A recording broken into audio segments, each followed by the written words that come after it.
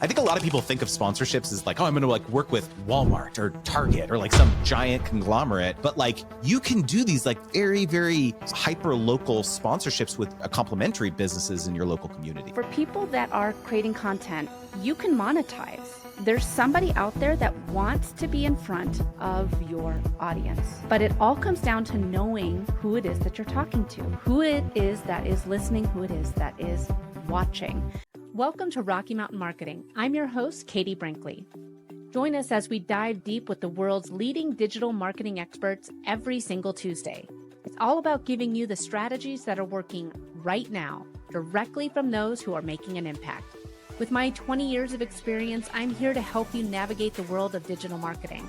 Whether you're looking to sharpen your skills or transform your business, you're in the right place. Let's get started on today's journey to success.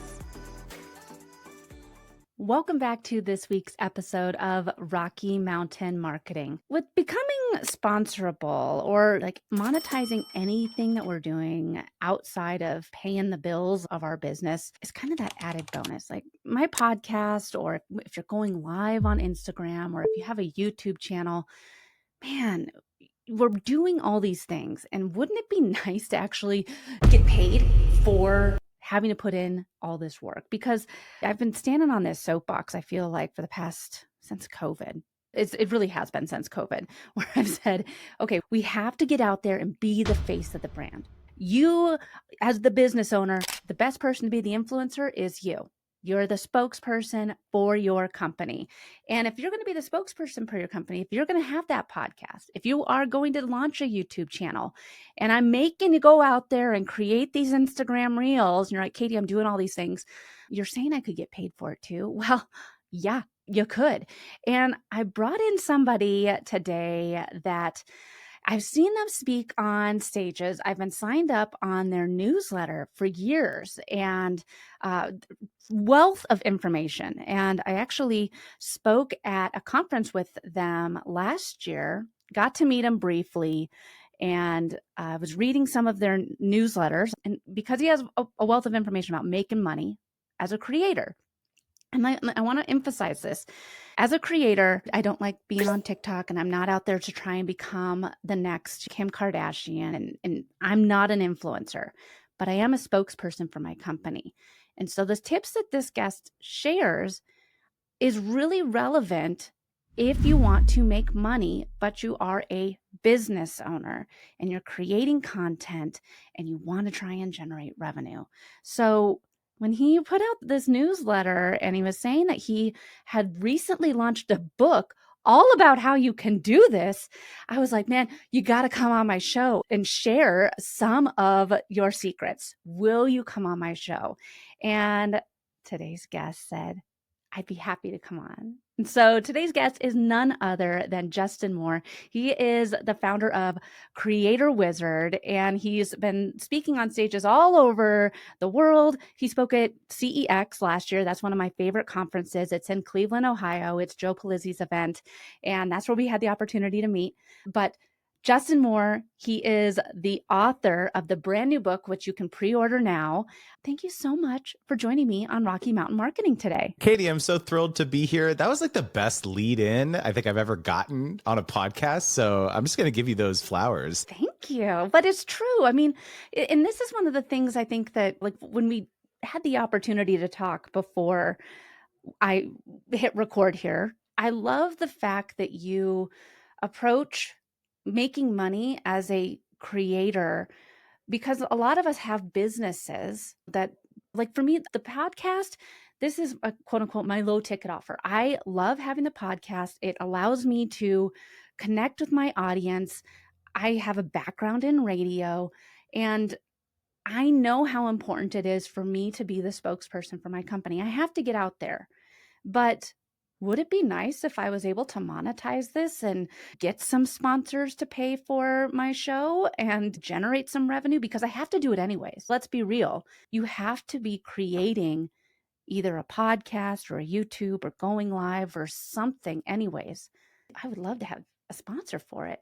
So how did you really get into helping people find sponsors for their shows. How did you find out that this was your secret sauce? This is what you had just a passion for? Wow, it's a very circuitous path that actually led me to here. So the way actually everything started was, well, first of all, I was in medical devices before this. I was not in marketing. I was not in business. And my wife actually started a YouTube channel in 2009. And it was just a kind of a hobby project. She was making videos all around beauty and cosmetics and skincare and things like that, which was just a passion of hers, and started growing. And to the point where brands started reaching out, offering free stuff. It wasn't like, hey, we're going to pay you initially. It was, hey, let me give you this free curling iron. And like, we were young, we were in our early 20s, no money, right out of college. And so she was like, yes, this is amazing, like free makeup and all that. To the point where like she was getting starting to get tons of packages to like a PO box that we opened.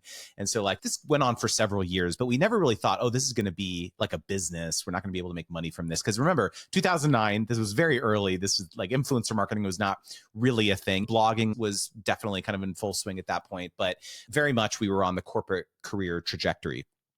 And so what happened is I decided to go back to school to get my MBA part-time at night after work. And I started taking these classes around marketing and advertising and negotiations and things like that. And the gears started turning. I would see all these comments on April's YouTube videos like, hey, thanks so much for telling me about this product. I just went to the store and bought it.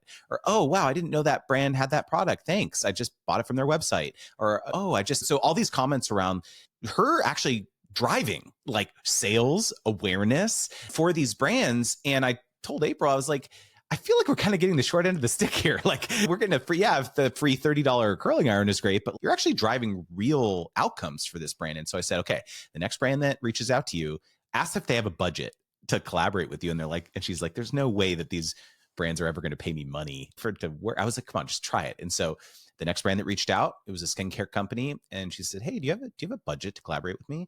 And they said, sure, if you can mention us in 2 videos a month, we will pay you $700 a month for 6 months.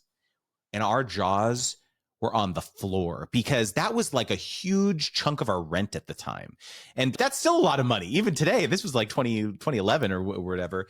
And so instantly our gears turning like, oh man, what if we could find 10 brands like this who would pay us this every month, right? And so that was the first moment in our careers or our lives where, we had only ever gotten a kind of a W-2 paycheck basically.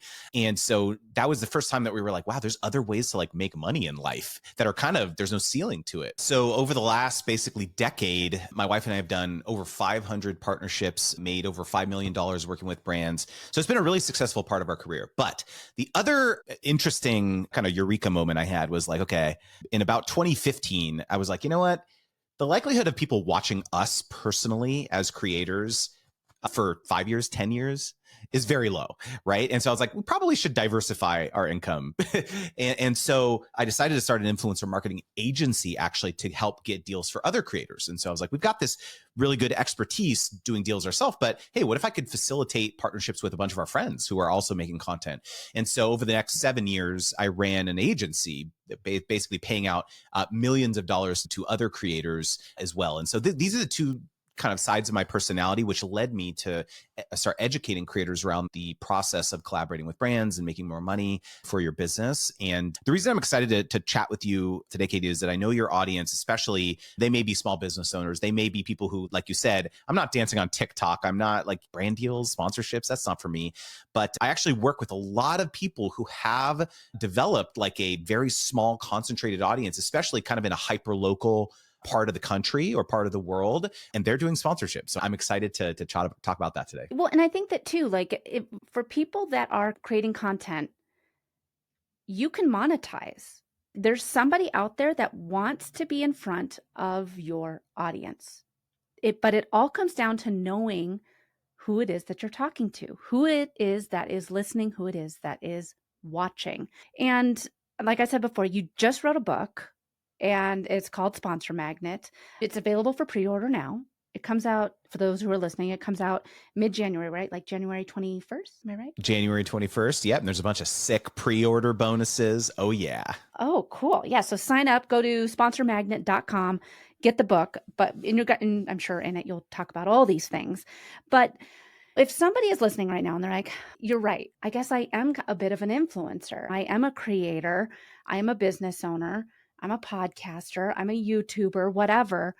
I never really thought about the fact that I thought that the only way that I could make money is if I had X amount of downloads. I had X amount of viewers. And I'd love for you just to kind of shift the narrative around that for everybody that's listening, Justin. Yeah.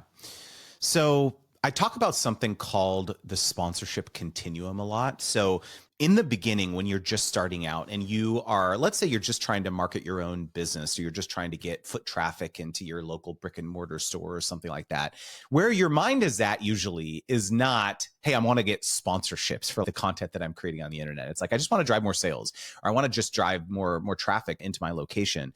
And so where this starts to change is when you realize, like you said earlier, that you may be actually quite influential in your local environment. One example I can share is there's this couple that I work with in my coaching program, and they have a newsletter called Cincy Scoop.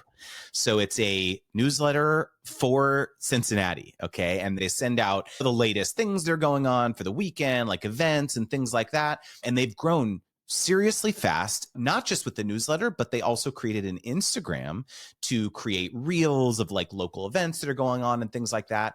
And they are starting to crush it with brand partnerships because there's a lot of brands, not only local businesses and brands that want to collaborate with them to spread the word in their local community, but whenever there's like a larger conglomerate brand who's holding an event in their city, they start to look, okay, where can we market? I guess radio ads, the local penny saver maybe, and they start Googling around and they're like, oh, there's this newsletter with like 15,000 local Cincinnati residents on it. Like, let's reach out and see if we can partner with them. I saw another example on X the other day. There's another creator that I follow that has a hyper local newsletter for their community as well. And you're going to love this. They decided like, hey, I've got all these local business owners on my kind of in my ear, and they decided to start a sanitation rental company. So mobile toilets.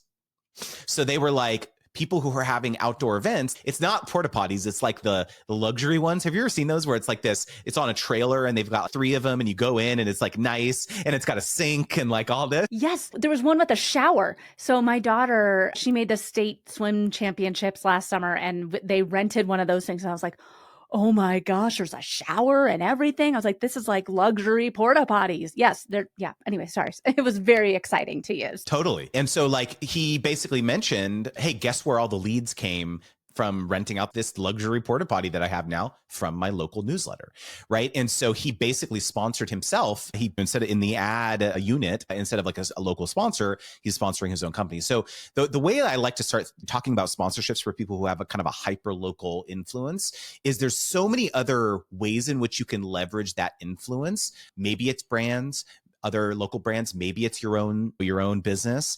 Maybe it's other businesses. This is a really exciting thing, I think, to talk about. So maybe let's say you have a hair salon in your local community and you've got 500 of your clients on your email list or your newsletter. Maybe you send out an email once a month with promotions or whatever. What about the idea of collaborating with a complimentary service or a complimentary business and actually asking them to sponsor your email list and saying, hey, do you have any promotions? I'm a hairdresser, but you are a nail salon. Do you have any promotions? You can pay me, let's say, $250 for a dedicated blast to my 500 customers or clients for a promotion that you're running for your nail salon. I think a lot of people think of sponsorships as like, oh, I'm going to like work with Walmart or Target or like some giant conglomerate. But like you can do these like very, very hyper local sponsorships with like comparable or complementary businesses in your local community. That is one of I think that right you said right there is such the light bulb moment for so many creators is you don't need to go after the big names. Like, I mean, sure, like it'd be amazing to partner with the Walmart or Nike or whatever, the ones with the billions of dollars. But at the same time, if you're a smaller or a niche, whatever, creator or a local creator and you know who your target audience is, if you partner with other local businesses and say, hey, okay, so I am a realtor and I'm just going to go off of my friend Amy. She is one of the top selling realtors here in Denver and she just switched brokerages. And if she wanted to let's say, announce that she had just switched and get in front of a whole bunch of people. She has a huge email list, but maybe she needed to get it out there that she had switched brokerages. Maybe it'd be smart, what I'm hearing you say, maybe it'd be smart for her to do an email swap with a local, like maybe coffee shop for where the new brokerage is located. 100%. And the thing that I think is really maybe exciting / intimidating about this idea is that a lot of the businesses, the local businesses that you would potentially approach with this idea will have never, ever thought of something like this. So it may actually take you coming to them and be like, hey, I'll pay you $100 if you send out an email to your 1,000, people on. You may not even have a normal like regular newsletter, but like I'll pay you $1,000, coffee shop X, to like send out this 3 emails, let's say, or whatever, about the fact that I'm a realtor in your local area. We're partnering up, or maybe you have a meet and greet at the coffee shop. Hey, I'm going to sponsor you. Do these come and ask any questions you have about the real estate market right now. I'm going to pay you $500 for this, and it works the other way around too, right? And so I love this light bulb moment for a lot of people, because people are like, wow, I guess this is a sponsorship. I never thought that like sponsorships were for me, for my little small business or whatever, but I could see that this makes sense to me, that like I can basically leverage someone else's authority, their local influence, and have that rub off on me. It's a pretty exciting prospect, I think. So now that we've turned the light bulb on for everybody, how do we make sure that it's amplified so that not only is it on, but people are like moths to the flame? So the sponsors see that light and they're like, okay, so how can we get people to come to it? Is there what do you recommend? Is there like a certain, like a media kit? Do you think that people should have like a certain media kit done? Or is that like, do you think it's too much? Or do you have a podcast? Do you think that they need to have a full list of all their downloads or target demographic? Like what do you recommend having done if we could have a step-by-step plan for people listening to today's show and they're like, man, I never thought about this. Justin, you've inspired me. I'm going to go buy your book, Sponsor Magnet. I've already signed up, sponsormagnet.com. I've pre-ordered it. Thank you. But just give me the cliff notes. I want to get started today to getting my first sponsor. What is the first thing that I should do? So I think you may hear the word media kit, and you may never have heard those words put together in the same sentence before. You're like, what the heck is a media kit? So first, anyone listening, a media kit is basically like a 2 to 3 page, roughly, like document that provides an overview of your presence on the internet, let's say, right? It's like, okay, I'm on these social media channels. I have this reach. I have this many followers. Here's some of my audience demographics that I can see from the social media platforms and so on. And to me, that is kind of a tactic of yesteryear. That was like a very standard thing when you were a blogger or a podcaster, and you would make your media kit and you would make it look all pixel perfect and this type of thing. And I would say probably in the last 100 partnerships that my wife and I have done, we've been asked for the media kit maybe 3 times. And so I think it's a useful exercise because it can be a useful exercise because you have to sit and think, okay, like, what am I offering? What am I advertising? What are my offers, essentially, if people were to collaborate with me? So from that standpoint, it can be useful.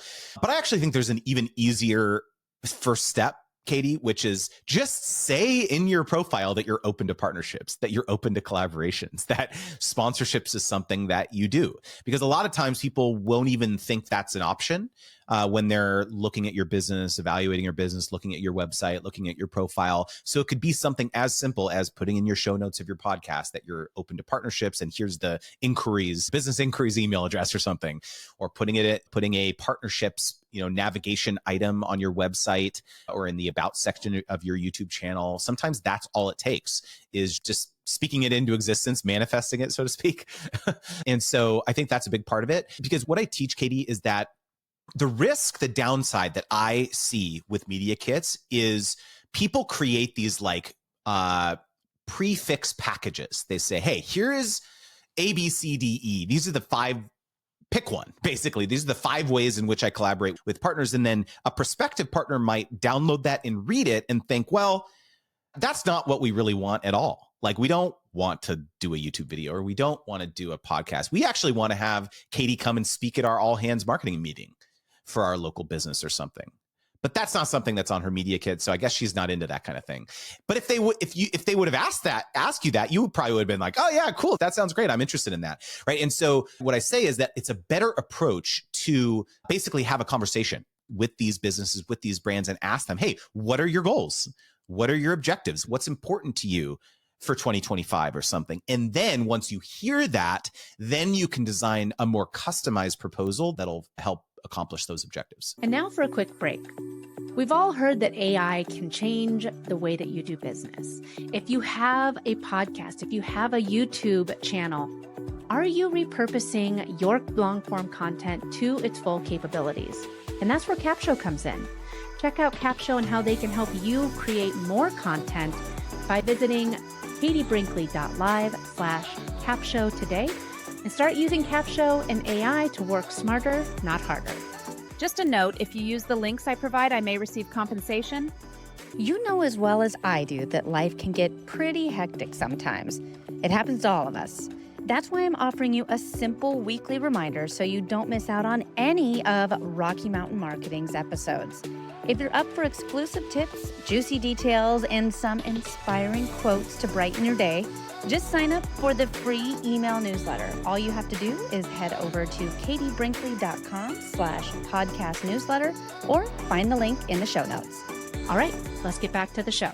So what you just said, I think, is the next biggest question. And I appreciate, man, Justin, you're sharing so many fantastic tips that I think as business owners and as creators, it can be hard because even for me, like I said before, I have a social media agency, but the podcast came because I come from radio.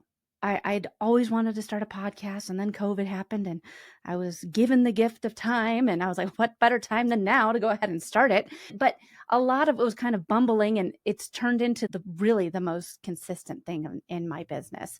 And I've had sponsors for my show, but I've never thought of this as like the generator, like an income generator. It's part of the marketing that I do for my business. I'm going to consistently do it, just like I do my email, just like I do my social media. It's part of the marketing. I have to do it, but I really enjoy it. Like, it's my favorite part of my marketing. But I don't think that a lot of us think of it as a way that we could actually monetize or successfully have it be a strong revenue stream. And if we are shifting to that mindset in 2025, we've picked up the book and we're ready to monetize our shows. We're ready to monetize our newsletter, monetize our podcast, monetize our YouTube, monetize our social media. So one of my clients, she has 90,000 followers on TikTok. I mean, if she wants to monetize this more than what TikTok's paying her, what do we charge? And I think that what you said there with like the media kits is kind of like, okay, we create these packages and we figure out, okay, so here's how we package these things. And it all comes down to the downloads. And this is what you get for this. And this is what you get the X amount of videos. So how do we figure out what to charge people, like, without getting onto a call and being like, okay, well, I'm going to charge you $200 an episode. And oh, well, now I'm going to get on a call with you and it's going to be 20,000. And that, whatever, I don't know. I'm just shoot for the moon, Katie. Hopefully, let's go. Yeah, let's go. So, like, first and foremost, pricing is very much an art and a science. I have a whole section to it devoted in the book, but I'm going to give you a very simple framework to wrap everyone listening to kind of wrap your brain around. The most important thing to understand is that you do not have standard pricing. You should not have standard pricing as a creator, as a business owner with influence, because what you are worth to a brand or a company is going to change based on the objectives that they have. So let me explain. What I talk about is that there are three different types of goals that any brand or company will have when they want to partner with you. I call it my ARC framework, ARC. So the first goal that a brand would have would be an awareness focused campaign where they would come to you, Katie, and they'd say, hey, we are trying to spread the word. A realtor in the Rocky Mountain area, in the Denver area, comes to you and says, hey, I'm at a new brokerage and I want to spread the word about that. Can I sponsor your podcast? An awareness play, right? So that's the first type. The second type is a repurposing campaign. So the reason that they come to you is they say, hey, Katie, we know that you have a lot of influence in the Denver area. We would love for you to create a 30-second ad for us that we could run on Facebook and Instagram, the 25-mile radius around Denver, where you're talking about our new chain of restaurants or a new chain of whatever insurance brokerages around the Denver area or something. That is a repurposing campaign. And the final goal type is what's called a conversion campaign. That's the C. And so the reason that they want to work with you and sponsor your podcast is, hey, we want to drive leads for our insurance brokerage. That is the reason that we want to collaborate with you.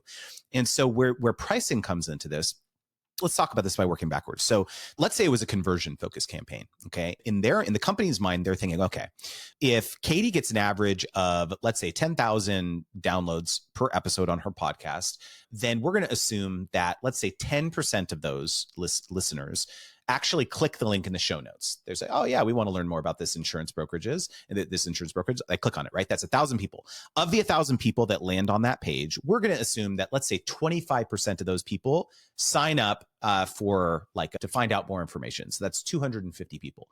Of the 250 people that actually fill out that form, maybe only 50 people respond to our emails that we sent, right? So that's 50 people. And let's say those 50 people, 100% success rate, let's for easy numbers here. Those people, they say, yeah, this is interesting. Like we would love to get a quote. Okay. Of the 50 people, 10% of the people get a quote and they sign up. And we know that of those 10 people who we gave a quote to, the average dollar value is $1,000 for that insurance package for whatever, right? Easy math, right? So that's 10 people times $1,000. That's $10,000, rough of $10,000 in revenue that we are hoping that this partnership with Katie generates. So that's the max they're going to pay you. And by the way, that's the break-even point. They don't want to just break even. They want to turn a profit. That's the whole reason that they're doing partnership and influencer marketing. They want to pay you a fraction of that, probably half, a third, a fourth, maybe less, depending on their risk tolerance, right? And so this is why it's oftentimes very difficult to negotiate with brands and sponsors and companies who have this conversion-focused mindset, because they have this math, this what's called a CPA, a cost per acquisition math that they're doing in their head when they collaborate with you. And so contrast that with an awareness focused campaign. Your friend who's the realtor, she's thinking, I just want to spread the word about the fact that I am in this new brokerage. She's not thinking, how many leads am I driving, Katie? Like, how many customers did I acquire from this? No, that's not the point of the campaign. And so this is so critical to understand, because your pricing has to change based on the brand or the sponsor's objective. Oh, man. Mic drop, Justin. Holy cow. And this is why, I mean, let's go. I got some sound effects here. Let's go. Heck yeah, boom.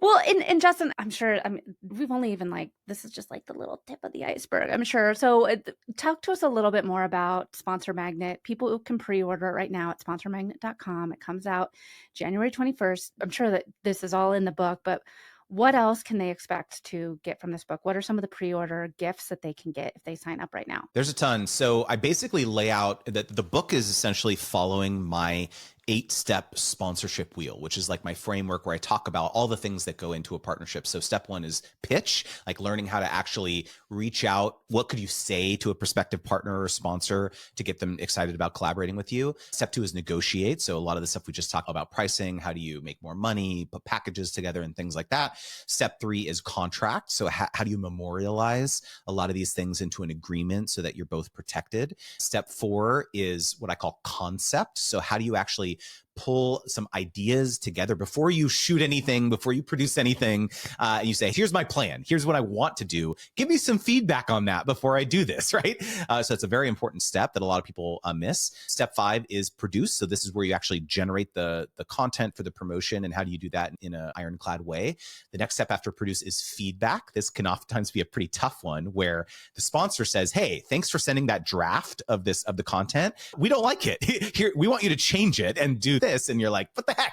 Right. And so how do you actually how do you actually do that without getting mad at the sponsor? Then the next step is publish. So how you actually activate this, put it live on your platforms and things like that, so that you don't make any errors. And then the final step is analyze. So how do you actually put reporting together that you can send to your partner so that they actually want to hire you again, and it's not just a one-off thing? So this is my 8-step framework. This is really what I go through in the book, and I've got some amazing pre-order bonuses. Yeah, if you go to sponsormagnet.com, not only can you access the first chapter of the book, but I will give you 15 negotiation scripts for exactly what to say based on, so if you, let's say you reach out to the sponsor and they say, hey, yeah, we're interested. What'd you have in mind? And then you're like, you like clam up because you don't know what to say next. A lot of these 15 scripts that I have in the pre-order bonuses will help you understand like what you can say in response to those brands to ink some of those deals. So yeah, just going to sponsormagnet.com, and I'm really, really excited about having this and having this book in people's hands. Yeah, well, and I think that really, I'm so glad that we were able to sit down now because it's setting people up for success in 2025. If you have a show, if you wanted to launch a show next year, you're getting set up for success now. You're getting the wheels in motion. You're going to have the tools in place so that you can start. You're already, I mean, if you have a show now, you have the tools in place. Like, why not make money from it? And Justin and I, when we talked last time, you were like, yeah, like we can get you. I was like, oh, do you have a sponsor for your show? And I was like, no, not right now. I've had a number of sponsors in the past. I just haven't been reaching out. I haven't, like, whatever. And you're like, well, maybe we can get you a sponsor again. And I'm like, yeah, like what? I'm doing it. My downloads have been better than ever. Like my conversions have been great on my end, like for ads and stuff that I've been running because I've just been sponsoring my show. And I'm like, why haven't I like reached out? It's been at the very bottom of the totem pole. And so I think it's been a great reminder for me, like, yeah, if you're putting in the work and the effort, why not monetize it? I'm going to pick up Sponsor Magnet, definitely get the scripts. And I think that, like I said, when I introduced you, Justin, I've seen you speak on stage. You're a wealth of knowledge. I've been on your email list for years with Creator Wizard. So if people like the newsletter is great. So if people want to sign up for your newsletter, Creator Wizard, where can they go to get that and just kind of check out all things Justin more? That's so kind of you, Katie. And so, yeah, the newsletter is creatorwizard.com/join. So if this episode tingled your brain at all, I send videos and articles all around this topic around sponsorship strategy and negotiations and things like that. I want to just share a very quick bookend to what you just said about like how this kind of fell to the bottom of your radar in terms of your priorities for sponsorships. Everyone listening, this is a very, very important point. Sponsorships, a lot of times we're thinking about, okay, I want to just generate more leads for my own business, right? That's a lot of the times why we're marketing. But if you shift this to an audience first perspective, a customer first perspective, there are probably lots of other brands and businesses that could really help your audience. And those are products that you would never offer yourself, right? So you do social media marketing, you have an agency and you help people facilitate this for their own businesses, but you're not an insurance agent. You're not a CPA. There's all these other potentially local businesses in your community who would really help your audience and your customers. And if you have that mindset of like, well, because of the fact that I know that's really at the end of the day, what my job is to help them. If you're able to introduce your audience to another person in your community who could really improve the life and business of your customers, guess what's going to happen? They're going to be like, wow, I love Katie. She just helped make my business way better, right? And so then the next time that they're thinking about investing in their business, they're going to have a reinforced perspective of you in their minds. And so I think ultimately at the end of the day, I believe sponsorships can play a really, really important role in deepening trust with your audience and customers. Mike, man, just dropping the mic nonstop here. Boom, boom, boom, boom, boom. Justin, this has been such a pleasure. Thank you so much for joining us on Rocky Mountain Marketing today. Can't wait to see how your book does. Everyone pick up sponsormagnet.com. Get those pre-orders now because those are some great offers. And I can't thank you enough for joining us on Rocky Mountain Marketing. Thanks again, Katie. It was a blast. Thanks so much for listening to this week's episode of Rocky Mountain Marketing. I hope you're leaving with valuable insights and the inspiration to lead your market. If you've enjoyed our time together and found today's podcast episode useful, I have a small favor to ask of you. Please hit that subscribe button to stay updated with the latest episodes. And if you know someone who could benefit from these episodes, maybe a fellow business leader or an aspiring entrepreneur, go ahead and share this episode with them. Let's spread the knowledge and grow together. Also, I'd love to hear from you and continue the conversation beyond the podcast. Visit me at katiebrinkley.com to connect, to find more resources, or just to share your journey. And be sure to pick up your copy of my new book, The Social Shift, at katiebrinkley.com/book.